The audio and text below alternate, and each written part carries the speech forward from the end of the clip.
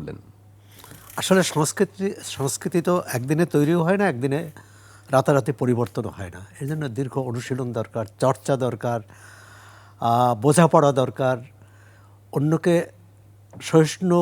সহিষ্ণুতা শেখা দরকার।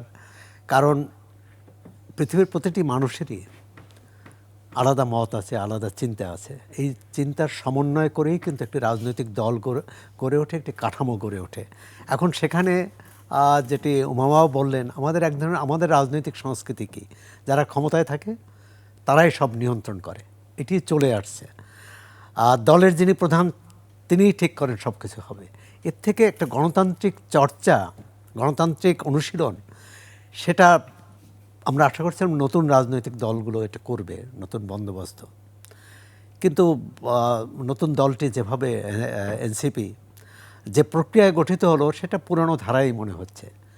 যদিও তাদের দলে কী বলে সভাপতি, সাধারণ সম্পাদক এরকম নেই, সমন্বয়ক বা আহ্বায়ক, এরাই একটা সমন্বিত নেতৃত্বের একটা কাঠামো দেওয়ার চেষ্টা আছে। কিন্তু কার্যক্রমে সেটা খুব গণতান্ত্রিক মনে হয় না। এখন পর্যন্ত দল গঠন হয়ে গেছে, কিন্তু এখন পর্যন্ত তারা একটা গঠনতন্ত্র কিন্তু দেশবাসীকে দেয়নি। সাধারণত দল হওয়ার আগেই কিন্তু গঠনতন্ত্র হওয়ার কথা, কমিটি হওয়ার আগে। এখানে কমিটি হয়েছে কিন্তু গঠনতন্ত্র হয়নি। আমি মনে করি এটা একটা দুর্বলতা। দ্বিতীয় হচ্ছে যে দল গঠন হওয়ার পর তাদের যোগাযোগ, সংযোগ, আর্থিক সহায়তা ইত্যাদি নিয়ে প্রশ্ন আছে। আমি মনে করি তারা যদি সত্যি সত্যি নতুন রাজনীতিতে নতুন সংস্কৃতি আনতে চান, নতুন ধারা আনতে চান, তাহলে তাদের উচিত প্রতিটি প্রশ্নের জবাব দেওয়া। যে এই যে শতাধিক গাড়ি বহর নিয়ে যে তারা প্রতিটি জবাব দেওয়া। এখন কথা হচ্ছে যে তার মানে হচ্ছে আবার তারাও পুরনো ধারায় যাচ্ছে।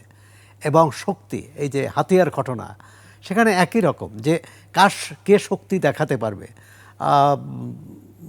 হান্নান মাসুদ হয়তো আগামী নির্বাচনের প্রার্থী হতে চান, তো সুতরাং সেখানে বিএনপির নেতৃত্ব আছে, তাদের নেতা আছে, তাদেরও সম্ভাব্য প্রার্থী আছে।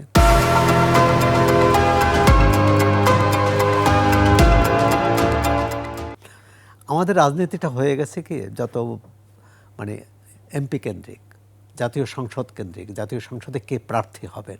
আপনি দেখবেন যে কোনো দলে, আওয়ামী লীগ, বিএনপি, সব দলই, মানে আমি পুরানো কথা বলছি, এখন তো আওয়ামী লীগ মাঠে নেই, তার রাজনীতিও নেই, যে 300 আসনে কে মনোনয়ন পাবেন এবং কে পাবেন না। যিনি পাবেন তার সব কিছু তার, আর যিনি পেলেন না তার কিছুই নেই। মনোনয়নের সঙ্গে একটা সমর্থক শব্দ হয়ে গেছে বোধহয়, মনোনয়ন বাণিজ্য নামে একটা। শুধু বাণিজ্য না, এটা দখলবাজি, এটি কর্তৃত্ব রাষ্ট্র।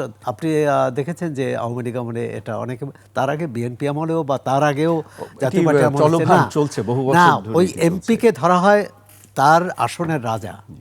তিনি যা বলবেন সেটি ইউএনওকে মানতে হবে, তিনি যা বলবেন সেটি ইউনিয়ন কি বলে এই উপজেলা পরিষদ চেয়ারম্যানকে মানতে হবে, সবাইকে মানতে হবে, থানা পুলিশ সবাইকে মানতে হবে। এই যে এটাই হচ্ছে গণতন্ত্রের বিপরীত ধারা।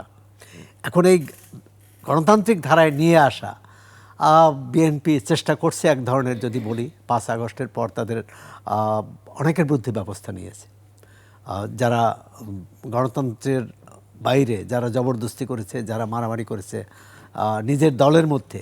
কিন্তু এটা তো খুবই উদ্বেগের বিষয় যে বিএনপিতে আমি ডেইলি স্টারে দেখলাম যে 45 জন নেতাকর্মী মারা গেছেন অভ্যন্তরীণ সংঘর্ষে, অভ্যন্তরীণ এবং অন্য দলের সঙ্গেও হতে পারে। মানে 5 আগস্ট থেকে এই মার্চ পর্যন্ত 45 জন। তো এটা তো একটা বিরাট, এখন তো আওয়ামী লীগ নাই, বা পুলিশের গুলিতে মারা গেছে এরকম ঘটনা ঘটেনি। তাহলে এই যে এটাই হচ্ছে সংস্কৃতি। এখন এই সংস্কৃতি থেকে বেরিয়ে আসা, সবাইকে আসতে হবে। যদি না আসতে পারি তাহলে পুরনো ধারাই চলবে, নির্বাচন হবে, নির্বাচনের পরে একদল ক্ষমতায় যাবে আর একদল বঞ্চিতই থেকে যাবে।